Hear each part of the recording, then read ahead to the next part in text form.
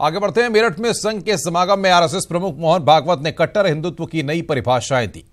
क्या है ये नई परिभाषा, देखिए हमारी रिपोर्ट।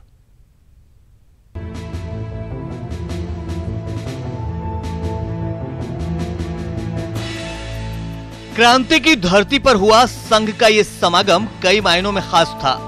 पश्चिमी उत्तर प्रदेश के 14 जिलों के 3 लाख से ज्यादा स्वयंसेवक एक जगह पर जुटे थे। इस महासमागम से बड़ा संदेश निकलने की उम्मीद भी की जा रही थी। संघ प्रमुख ने स्वयंसेवकों को कट्टर हिंदुत्व की नई परिभाषा बताई। कट्टर हिंदुत्व यानी कट्टर अहिंसा, कट्टर हिंदुत्व यानी कट्टर अस्तेय, कट्टर ब्रह्मचर्य, कट्टर अपरिग्रह, कट्टरता उदारता के लिए। लेकिन दुनिया का एक व्यावहारिक नियम है कि दुनिया अच्छी बातों को भी तभी मानती है जब उसके पीछे कोई शक्ति खड़ी हो, कोई डंडा हो। समागम में हर पंथ और जाति के लोग शामिल थे। जाहिर है सामाजिक समरसता का संदेश भी आना ही था। राष्ट्रोदय के मंच को सामाजिक समरसता से युक्त बनाकर संघ प्रमुख ने उसे राष्ट्रवाद से लबरेज बना दिया। विविधता में एकता देखने वाले नहीं है, हम एकता की ही विविधता को पहचानते हैं और इसलिए सारी विविधता का स्वीकार सम्मान करते हैं, विविधताओं के होने का उत्सव मनाते हैं, लेकिन सबको अपना मानकर वसुधैव कुटुंबकम का मंत्र लेकर चलने वाले हम लोग हैं। उस सत्य की प्रतीति में हम अपना जीवन बिताते हैं। भोग का पीछा करने में जीवन बिताना ये पशु प्रवृत्ति हम मानते हैं। कट्टर हिंदुत्व को पिछले कुछ वक्त से कांग्रेस सहित तमाम विपक्षी दल निशाना बनाते रहे हैं। समागम के जरिए संघ प्रमुख ने कट्टर हिंदुत्व और वसुधैव कुटुंबकम के संदेश पर फोकस रखा। साफ है, मिशन 2019 से पहले संघ की मंशा पूरे हिंदू समुदाय को एकजुट करके एक मजबूत गठजोड़ बनाना है। Bureau report, ETV news. Uttar Pradesh से 9 लोगों को राज्यसभा में भेजने की तैयारी है।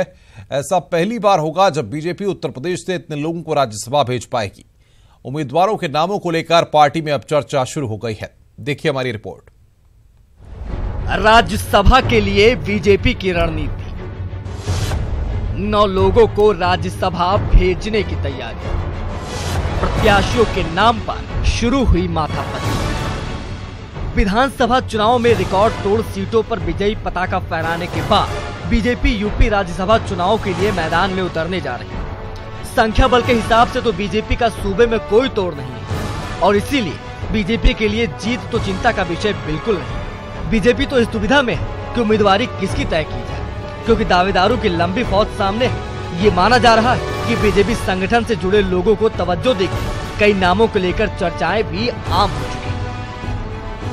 पहली कैटेगरी में पूर्व प्रदेश अध्यक्ष जिनमें डॉक्टर लक्ष्मीकांत वाजपेयी, डॉक्टर रमापति राम त्रिपाठी, ओम प्रकाश सिंह और विनय कटियार के नाम है। दूसरी कैटेगरी विधानसभा चुनाव में हार का सामना कर चुके नेताओं की होगी, जिसमें विद्यासागर सोनकर और सलिल बिश्नोई के नाम प्रमुख हैं। तीसरी कैटेगरी क्षेत्रीय अध्यक्षों की होगी। मुख्यमंत्री और डिप्टी सीएम के लिए सीट छोड़ने वाले विधान परिषद सदस्यों में से भी एक का नाम हो सकता है।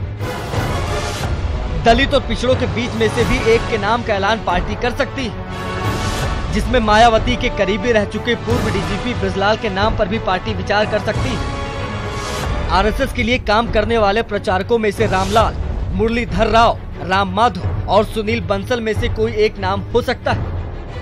खैर, संघ से जुड़े नामों को लेकर तो फैसला आरएसएस ही करेगा। ऐसे में अब देखना होगा कि राज्यसभा सीटों के लिए इन नामों में से किसको मौका मिलता है और किसका इंतजार जारी रहता है। लखनऊ से ईटीवी के लिए रंजना की।